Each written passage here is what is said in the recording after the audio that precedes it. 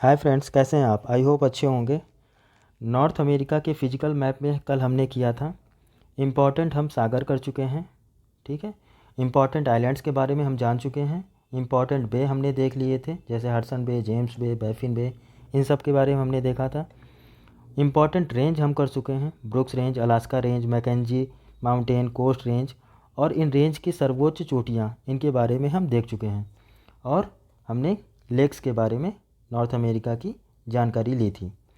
अब हम आज करने वाले हैं नॉर्थ अमेरिका की महत्वपूर्ण नदियों के बारे में। ठीक है।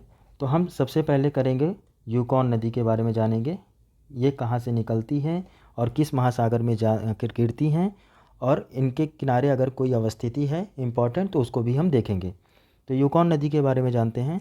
तो यूकॉन नदी जो है वो कनाडा के मैकेंजी पर्वत से निकलने के बाद, ये मैकेंजी माउंटेन है कनाडा का, मैकेंजी पर्वत के निकलने के बाद यूएसए में अलास्का के होते हुए, ये यूएसए का अलास्का वाला पार्ट है, और यहाँ पर है यूकॉन पठार। ये ब्रुक्स रेंज और अलास्का रेंज के बीच में है यूकॉन पठार। तो हम कैसे देखेंगे? यूकॉन नदी कनाडा के मैकेंजी पर्वत से निकलने के बाद यूएसए में अलास्का के यूकॉन पठार से होते हुए प्रशांत महासागर के बेरिंग सागर में जाकर गिरती है। ये पैसिफिक ओशियन है, और पैसिफिक ओशियन का पानी ही है बेरिंग सी में। तो जब क्वेश्चन बनाएगा तो आपको बेरिंग सी भी दे सकता है, या डायरेक्ट आपको पैसिफिक ओशियन भी दे सकता है, तो दोनों ही आंसर सही होंगे। ठीक है, कंफ्यूज नहीं करना है आपको। तो यूकॉन नदी कनाडा के मैकेंजी पर्वत से निकलने के बाद यूएसए में अलास्का के पठार, यूकॉन पठार से होते हुए प्रशांत महासागर के बेरिंग सागर में जाकर गिरती है। ये हो गई यूकॉन नदी के बारे में जानकारी। अब बढ़ेंगे मैकेंजी नदी के बारे में जानेंगे। तो मैकेंजी नदी ग्रेट स्लेव झील से निकलने के बाद, यहाँ पर है लेक ग्रेट स्लेव। तो मैकेंजी नदी ग्रेट स्लेव झील से निकलने के बाद ऐसे ऐसे निकल रही है ये, और ये आर्कटिक महासागर के ब्यूफोर्ट सी में जाकर गिरती है, ब्यूफोर्ट सी में। तो यूकॉन नदी जाकर गिरती है बेरिंग सी में, और जो मैकेंजी नदी है हमारी वो जाकर गिरती है आर्कटिक ओशियन में, और अगर आर्कटिक महासागर में, और अगर सागर देगा तो ब्यूफोर्ट सी में। ठीक है, बढ़ते हैं आगे। अब जानेंगे चर्चिल और नेल्सन नदियाँ। ये कनाडा की बहुत महत्वपूर्ण नदियाँ हैं। ये देखिए, यहाँ पर है चर्चिल और उसी के जस्ट नीचे है नेल्सन नदी। ये कनाडा की बहुत महत्वपूर्ण नदियाँ हैं। इसके बारे में लिखेंगे कि चर्चिल और नेल्सन नदियाँ जो है वो हडसन बे में जाकर गिरती हैं। बस इनके बारे में बस इतनी ही जानकारी है कि ये कनाडा की महत्वपूर्ण नदियां हैं। तो चर्चिल और नेल्सन, और ये गिरती कहाँ है? हडसन की खाड़ी में। ठीक। अगली नदी है हमारी सेंट लॉरेंस नदी, सेंट लॉरेंस। ठीक है, यहाँ लिख देता हूँ सेंट लॉरेंस। ये सेंट लॉरेंस नदी जो है वो ओंटारियो झील से निकलती है। हमने यहाँ ग्रेट लेक्स देखी थी, ग्रेट 5 लेक्स, मैप में देखते हुए चलिएगा। ये है ओंटारियो। ठीक है, यहाँ पर एरी, सुपीरियर, मिशिगन, हुरॉन, एरी और ओंटारियो। तो यहाँ पर ओंटारियो है। ओंटारियो झील से निकलने के बाद, सेंट लॉरेंस नदी की बात हो रही है, तो सेंट लॉरेंस नदी ओंटारियो झील से निकलने के बाद मॉन्ट्रियल और क्यूबेक से होते हुए, ठीक है, यहाँ पर अगर आप पॉलिटिकल मैप में देखेंगे तो आपको लोकेशन दिखेगी। वहाँ पर मॉन्ट्रियल और क्यूबेक, ये दो शहर हैं, वहाँ से होते हुए सेंट लॉरेंस नदी की जो है वो सेंट लॉरेंस की खाड़ी में जाकर गिरती है। ठीक है, ऐसे ऐसे ट्रेवल करती है ये, ऐसे। और यहाँ पर है सेंट लॉरेंस की खाड़ी, ये देखिए गल्फ ऑफ सेंट लॉरेंस, यहाँ आकर गिरती है। तो सेंट लॉरेंस नदी ओंटारियो झील से निकलती है, मॉन्ट्रियल और क्यूबेक जैसे बड़े शहरों से होते हुए सेंट लॉरेंस की खाड़ी में जाकर गिर जाती हैं। और इसके बारे में, मॉन्ट्रियल के बारे में थोड़ी सी जानकारी रख लिया आप, क्योंकि मॉन्ट्रियल के पास से गुजर रही है। तो मॉन्ट्रियल जो है विश्व का सबसे बड़ा नदी द्वीप शहर है मॉन्ट्रियल। ठीक है,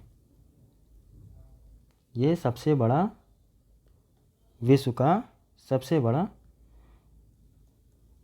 नदी द्वीप शहर है मॉन्ट्रियल। ठीक है, तो मॉन्ट्रियल किस नदी के किनारे हो गया? सेंट लॉरेंस नदी के किनारे। अब बात करते हैं, अगली नदी हमारी है,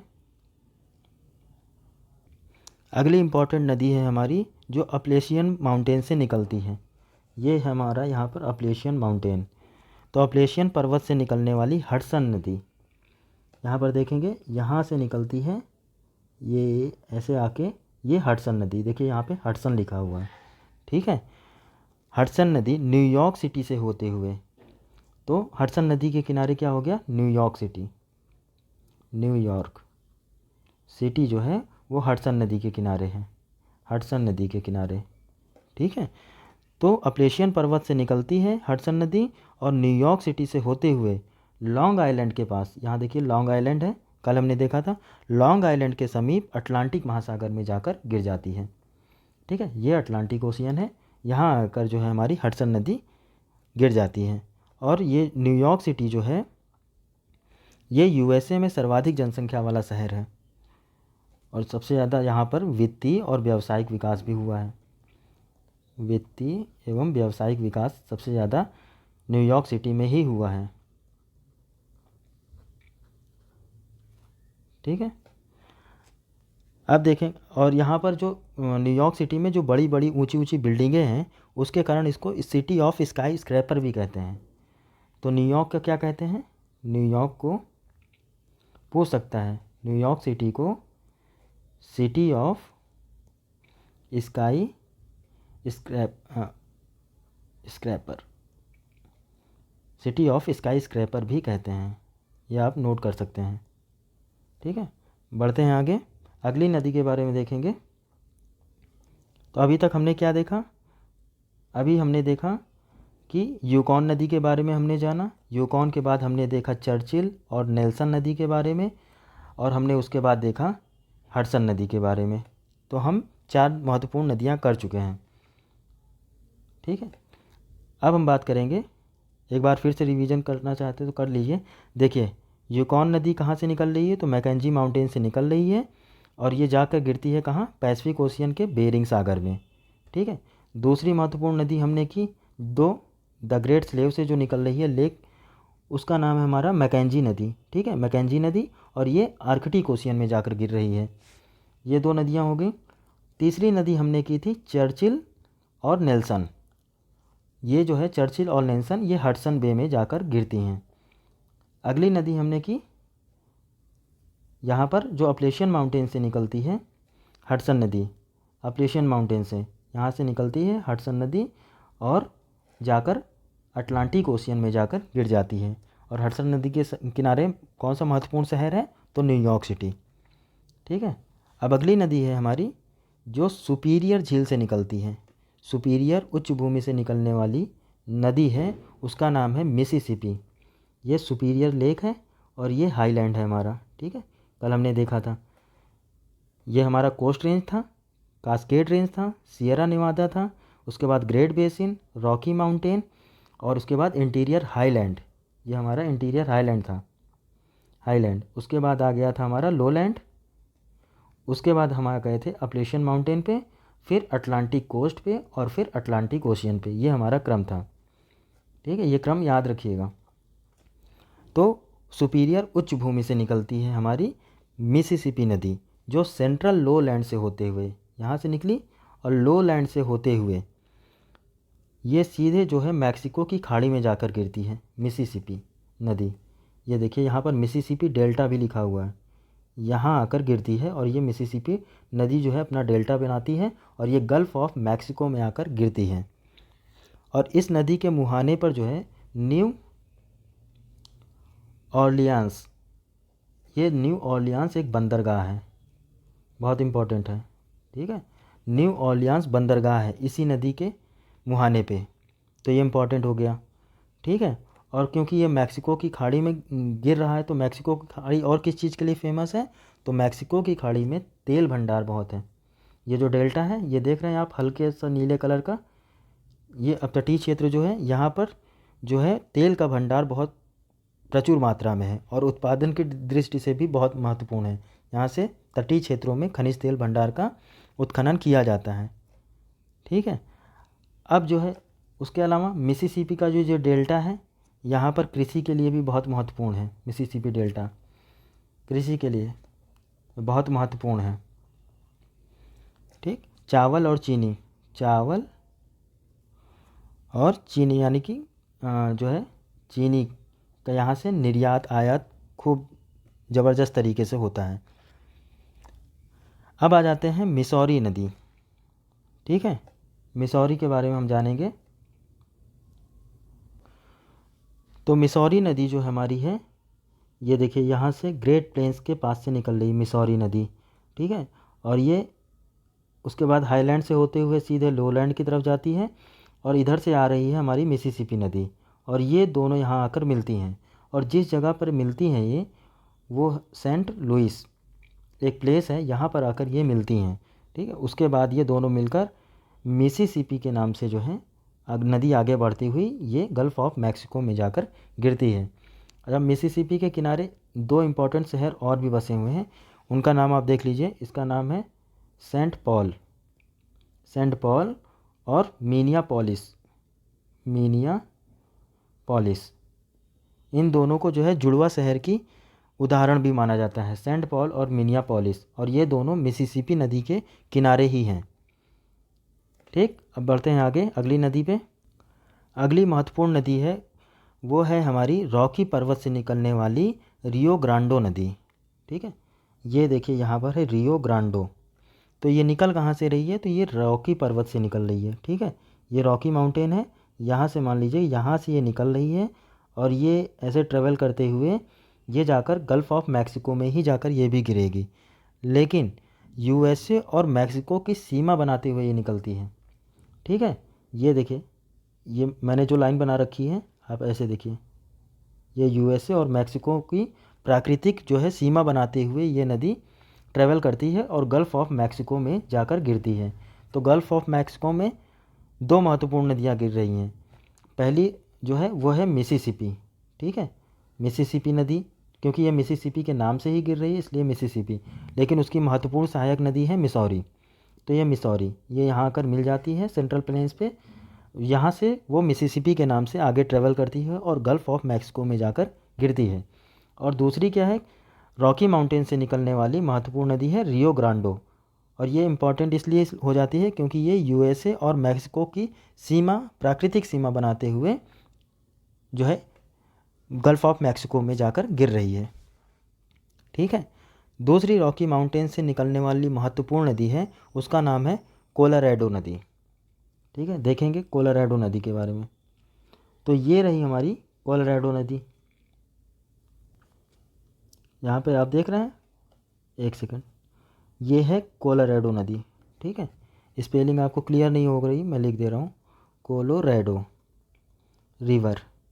ठीक है, ये भी रॉकी पर्वत से निकलते हुए कोलोराडो नदी जो है वो कोलोराडो पठार से होते हुए, यहाँ पर कोलोराडो पठार भी है, देखिए ये देखिए लिखा हुआ है कोलोराडो प्लेट्यू, कोलोराडो पठार से होते हुए कैलिफोर्निया की खाड़ी में जाकर गिरती है। तो अब ये ट्रेवल कैसे कर रही है, यहाँ से निकल रही है नदी और ये कोलोराडो पठार से होते हुए और फिर ऊपर जाती है, फिर नीचे की तरफ ट्रेवल करते हुए गल्फ़ ऑफ कैलिफोर्निया में जाकर गिर जाती है।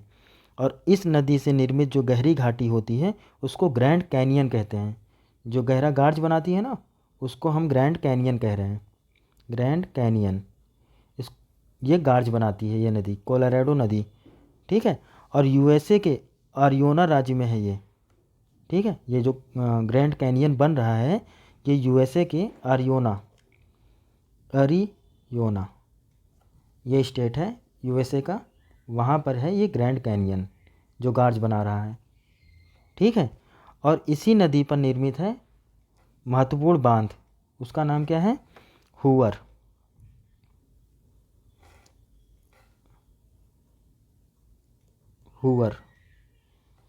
हूवर डैम, या इसको एक और नाम कहते हैं बोल्डर, हूवर या बोल्डर डैम। ठीक है, कुछ भी कहिए, हूवर या बोल्डर डैम, वो इसी नदी पर निर्मित है, कोलोराडो नदी पर। ठीक है, और इस बांध का जो है जलाशय जो है वो लेक मीड है, यहाँ पर देखिए लेक मीड है। ठीक है, इसमें क्लियर नहीं है, आप अपने मैप में देखते चलिएगा, मैं क्लियरली बता रहा हूँ। Lake made, lake MEAD, lake made, ठीक है।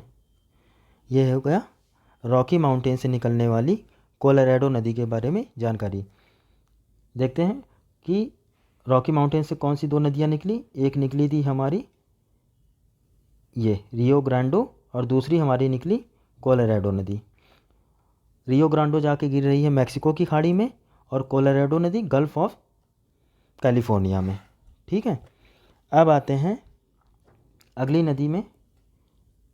अगली महत्वपूर्ण नदी हमारी है,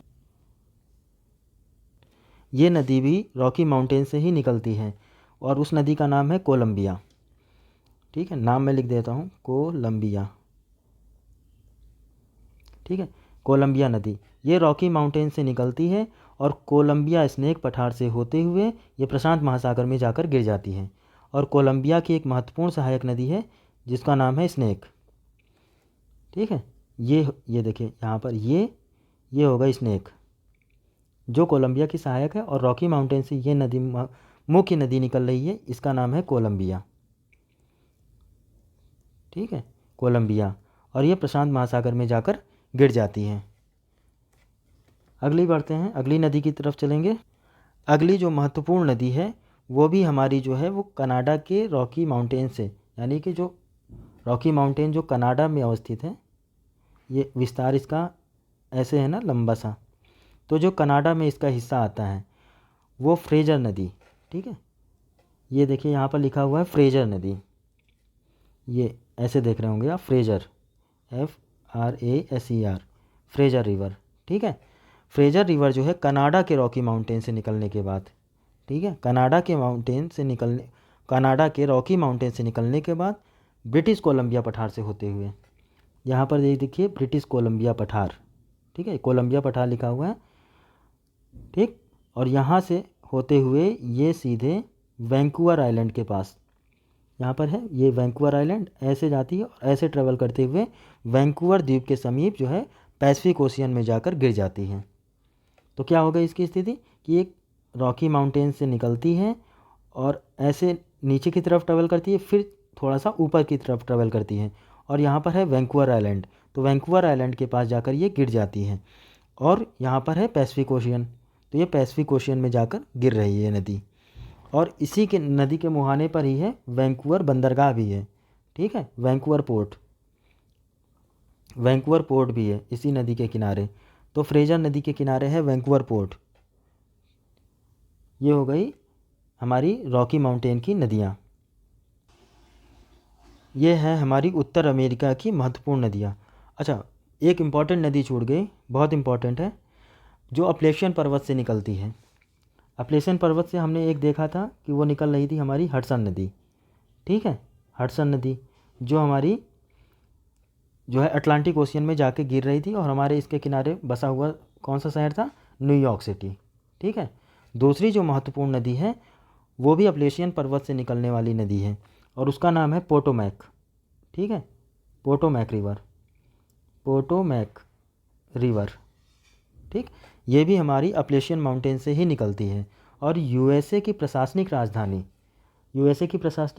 क्या है, वॉशिंगटन DC, यहाँ पे लिखा हुआ देखिए वॉशिंगटन DC। तो ये वॉशिंगटन DC से होते हुए अटलांटिक ओशियन के चेसापीक बे, वहाँ उसके पास गिरती है। यहाँ पर देखिए लिखा हुआ है, मैंने पेन से लिखा हुआ है चेसापीक बे, फिर से लिख देता हूँ चेसापीक बे, यहाँ गिरती है हमारी पोटोमैक नदी। और पोटोमैक नदी के किनारे महत्वपूर्ण शहर अवस्थित है जिसका नाम है वॉशिंगटन DC। और वॉशिंगटन DC जो है वो यूएसए की प्रशासनिक राजधानी है, इसलिए इम्पॉर्टेंट हो जाती है। तो हमारी यूएसए की दो प्रमुख बड़े शहर हैं, एक न्यूयॉर्क है जो हडसन नदी के किनारे बसा हुआ है और दूसरा वॉशिंगटन DC जो पोटोमैक नदी के किनारे बसा हुआ है। ये हो गई हमारी नॉर्थ अमेरिका की महत्वपूर्ण नदियाँ। आई होप आपको वीडियो अच्छा लगा होगा, तो अपने दोस्तों के साथ इसे शेयर ज़रूर करें और चैनल को प्लीज़ सब्सक्राइब करें। आज के लिए इतना ही। कल के सेशन में हम करेंगे नॉर्थ अमेरिका के MCQ, जितने भी हमारे मैपिंग से रिलेटेड MCQ होंगे उसको हम करेंगे। तो बने रहिएगा चैनल के साथ। आज के लिए इतना ही। Thank you so much.